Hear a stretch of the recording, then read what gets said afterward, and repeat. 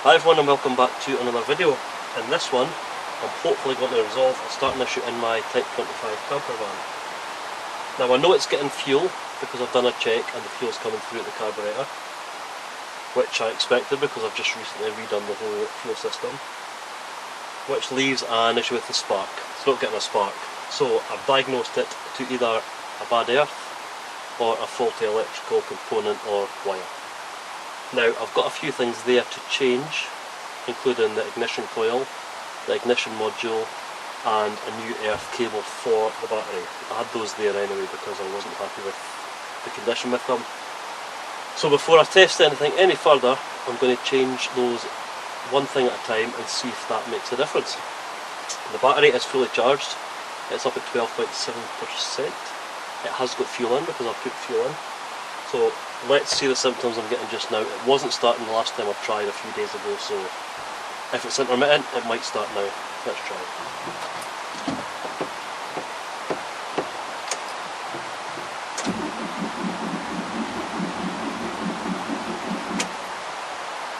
Very, very slow.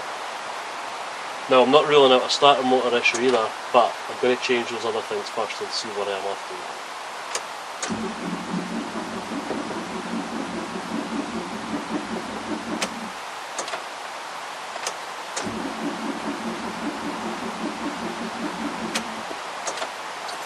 Yeah, I'm going to get those changed because if I keep trying I'm just going to drain the battery. So what I'll do, I'll just let the camera roll. I'm going to change one thing at a time. Once I've changed that I'll come and try and see if that's made any difference. In a view that hopefully it's helped someone out there that's had the same issue or got the same issue as this. Because it could be a number of things. And if it's not any of those, I'll need to then go through the methodical approach and find the fault. Starting with the earth cable here first, because it's inside the van and it's warmer. So I've loosened this off.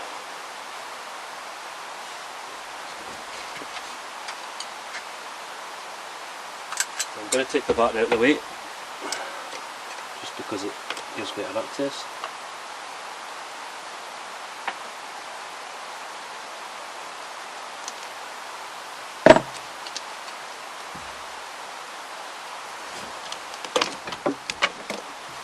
This should have a strap holding it in place. It didn't when I got the van, so that is on the list. So there we can see the strap here.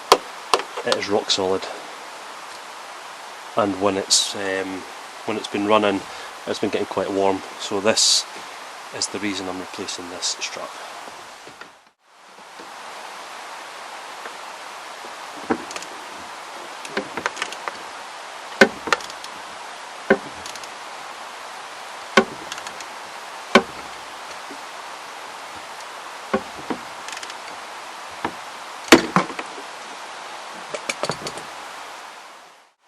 We can look at this wire here. It's pretty bad. It is solid, and you can see it's all not original, and it's all yeah, rock solid. So out with that one and in with the new. The new part I got, just the standard part, £12, a lot nicer, and it'll give us a lot better earthing connection. Okay, this has now been drilled out and retapped. That's how you turn a 2-minute job into a 35-minute job. Anyway, it's done. So the new cable, new bolt.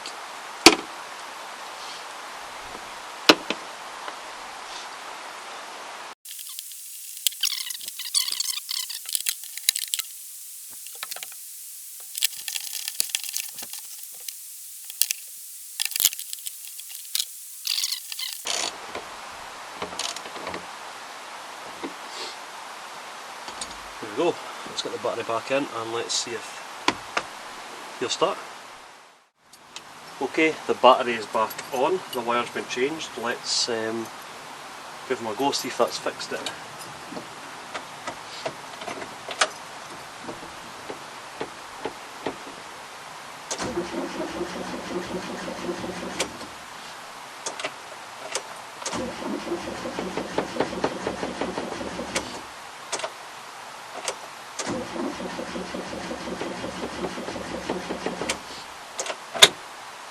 So no, it hasn't.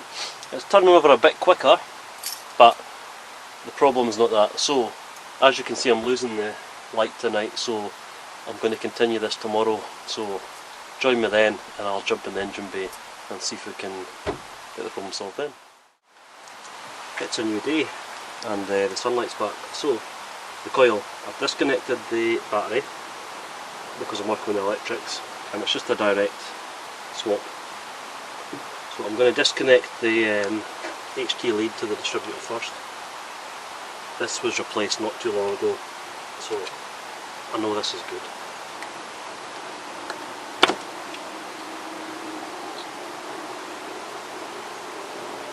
Two bolts, one here and one here, both 10 mils. Just lift it off, then we'll get a closer look at the wiring, how it connects under here. I don't always take as read what wire goes to where, because these wires will have been tampered with at times in terms of colours and things like that, so you can't always go by what should be there colour wise.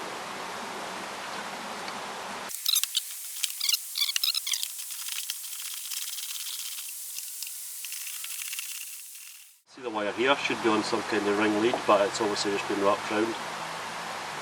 So yeah, signs of makeshift wiring earlier on. I don't know where the bolt has gone. I seem to have lost the bolt. Didn't hear it fall, so I'll go find that.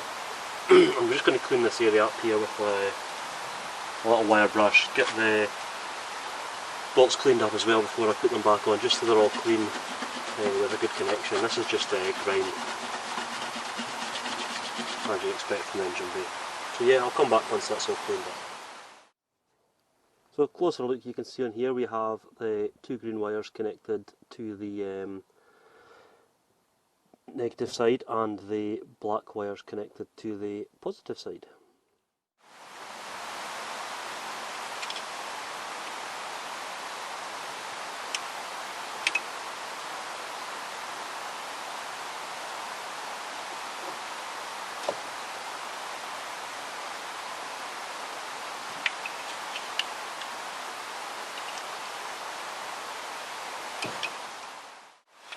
This is off. See damage to this part here, and it looks quite grubby. I don't know if these ever have dates on them, but yeah, not an expensive part to change, and we'll see if it makes a difference. Before I put the wires back on, I'm going to go in with various few things and make sure that the terminals on the wires are clean before I connect it back up. And then it's just a complete reverse of connecting it back up. So I'll stick it on the time lapse once I've cleaned it up, and we'll see if this fix does the job.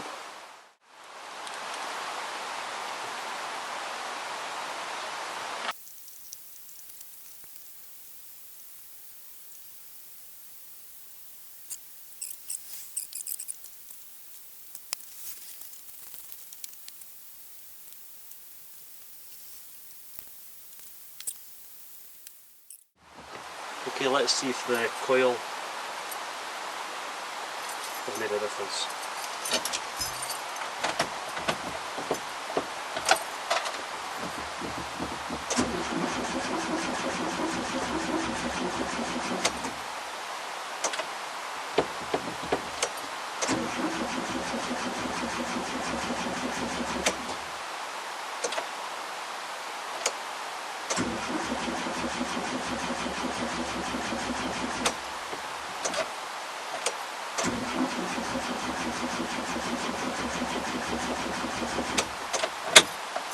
Nope, so on to the next try.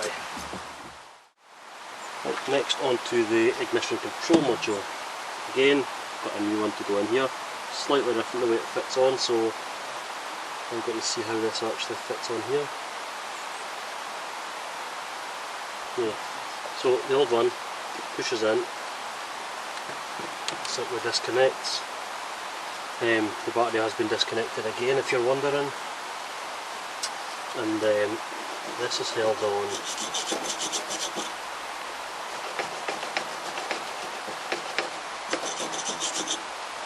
basically with Phillips screws.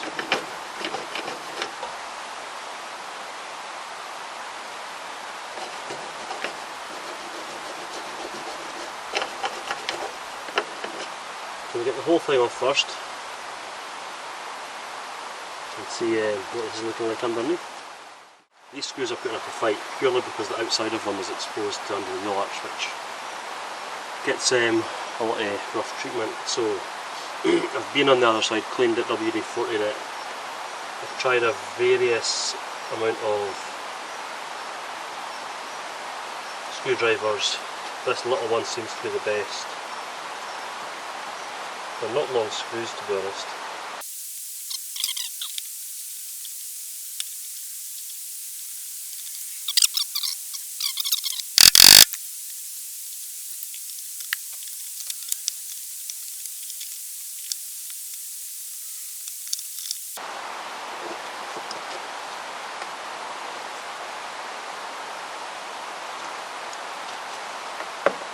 And just lifts off like that.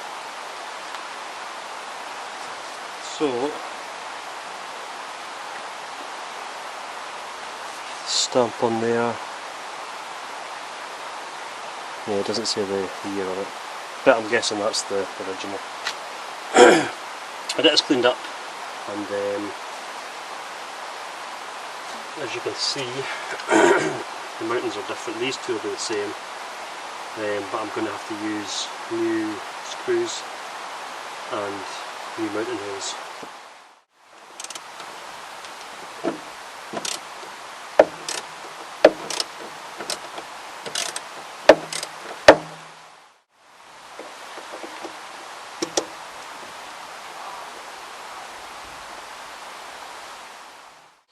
Okay, third fix, here we go.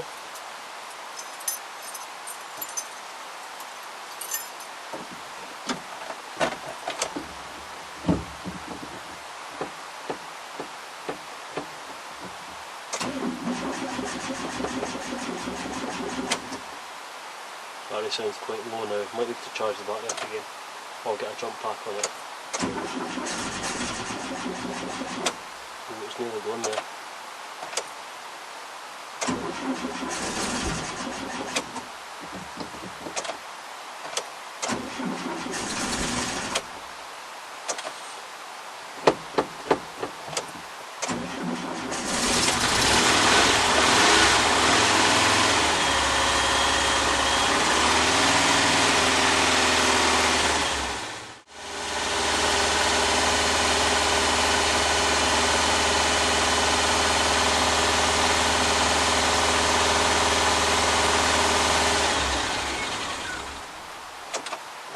So I need to work on the choke, because when you take your foot off it cuts out, so the choke is on the list, but at least it's running and I can get mobile for the moment. So I'm going to leave that one there as a success, and I'm sure I'll find another problem soon because that's the way these things work.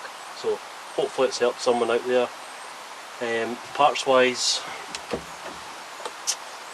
the coil I got was £23, it needed done anyway. The ignition coil, the ignition module, I think I paid £17 for it, and the cable was £12, so fairly cheap fix for longevity of the vehicle. So as always, thanks for watching, take care, and I'll see you in the next video. Cheers!